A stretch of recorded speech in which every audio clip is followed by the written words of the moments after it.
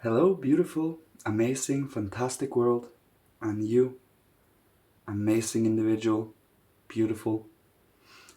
Today, I would like to speak about nourishing and cherishing your soul and the present. Or, well, when you are alone, it is kind of your present moment. Well, to be able to nourish your own being, it requires you to be self aware. It requires you to constantly be within your inner being and see what comes out from moment to moment, day to day. It really is about getting to know oneself so one can know, in general, what kind of moods and what kind of weaknesses and also what kind of interests one have. What is it one longs and burns for? What is our interests in life and where do we direct it? And are we directing it towards something that is nourishing and cherishing? It really is about directing one's whole being towards something worth fighting for.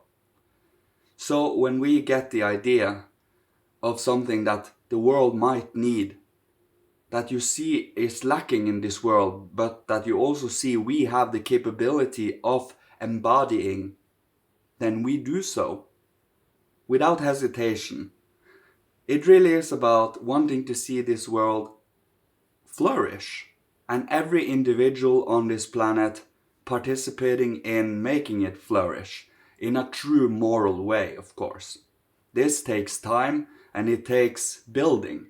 It really takes sculpting one's own being to be able to handle whatever knowledge and whatever hindrances might come in the way. So we, every day, moment by moment, are nourishing the soul, building the world temple, the temple to God, the temple to the Christ, the Holy Spirit. By doing so within our own being, we are building the foundation for any human being that wish to take up the impulse of the morals and the love within their own soul. It really is about choosing and to cultivate it. We have a lot of freedom in what we truly have as values, and to be able to grab hold of one's own values one have built through life experience, through studying, through prayers, through magic, and everything that might deepen one's soul towards, well, more expanded and more deepened understanding of reality as a whole, and also, well, as individually and detailed small parts and pieces connected. Everything is connected after all. It is only about finding the connection that lays behind everything. By doing so, being curious, I speak about it often, being curious, wondrous, and in awe, and wanting to inspire awe. That is the feeling that the spiritual world is giving us to bring enthusiasm and inspiration into the picture. So the work is always worth doing because, well, once you get to know the work, you will quickly understand why. It is kind of something, you open a door and it can't be closed. So you open the door to your soul, allowing things to come in and, well, without being too afraid of what might come in, because you know you have the inner strength to overcome whatever might be thrown at you. What life has to offer in general. And life has a lot to offer, both in the extreme and in the middle, in the balance.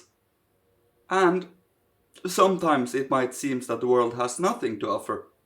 Life is staying at a standstill, but it never is. If the outer world seems like it is at a standstill, look to your inner world. Look to your thinking, feeling, and willing. Your inner sensations, your inner life.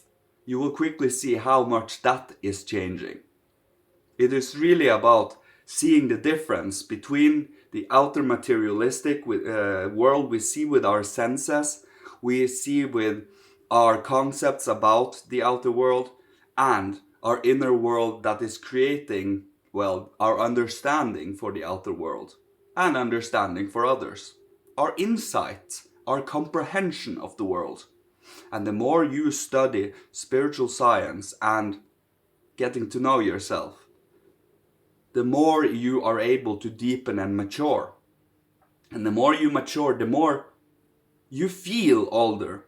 That is the best way to describe it. You feel older for yourself and for others, and maturing your soul is what you do by reflecting and constantly observing and assimilating, nourishing, nurturing. So the more you immerse yourself in it, the more you mature, deepen, and expand. You do all the things at the same time, really. Because when we are on this planet Earth, we are meant to deepen our understanding and not only expand. If we only expand, we will lose our touch with the physical body. If we deepen ourselves and expand, we can expand more of ourselves. We can transform more of ourselves because we, well, include as much as possible. It really is about not being afraid of this earth life and truly cultivating what we have here so that we can transform, purify, and build the world temple for the divine, for the future. The more we do so, the more you will see results. Of course, we don't see full-blown changes every day, but we do see the minor and subtle changes that constantly occurs within our physical body, etheric body, astral, and ego. The ego, of course, changes the least because it is more an observer than anything, but the ego transforms the other three faculties, lifting them up and cultivating higher faculties from them. Of course, it really is about having interest in these things, having interest in the spiritual work. The spiritual work requires us to have a certain devotion and faith to it. That means we give them the utmost respect and openness. And we know we know the difference between the lower beings and the higher beings because we have done this long enough. We know that when there is a lower being whispering in our ears, telling us that this and this is right, and when a higher being truly is, well, infusing your whole being with this, and that is beyond doubt, because they are so strong in their foundation that it blows anything abstract out of the water. They truly live in their reality. And by us grabbing a hold of that, us living again, awakening to everything around us and within us, awakening to every human being around us, every being around us, and the plant kingdom, the mineral kingdom, the animal kingdom, and the human kingdom, and seeing the difference between them, the different stages of consciousness they have, their behaviors, and both see the difference and see the similarities. But the similarity is not what we should go after. We should not find out what is fully similar. Why would everyone want to be alike? We are meant to cultivate differences. But differences that is within a certain frame of acceptance for all. That means we are not destructive and lay waste to everything we find. But we truly wish to have a constructive and healing effect on the world. This healing effect comes from being positive and optimistic and have faith. And that is the choice and the sacrifice we make, that no matter what, we see it like that. It is a strength, it is a will to do so. And by doing so, you never get completely crushed either, because you know how, and you have gone through it many times. And when you have gone through it, it is like turning on the light as a child, seeing that monster shape that was hanging over at the corner was just your jacket or a toy or something. It is the same with your inner being. When you turn on the lights, it is not that scary anymore. It really is about getting to know oneself. And once we do that, we are not afraid of our inner being anymore. And what should you be afraid of in your own inner being? It is extra important to become aware of that in that case, so that one can, well, try to transform it, if possible. And it is all about trial and error. Tries and fails. It is about wishing to be able to find out, and that requires us to be brave and curious. And I will leave you with this, I think. And thank you all for listening to me. Thank you for you being individual, for you following the spiritual path, and for you following your heart, directed with your mind.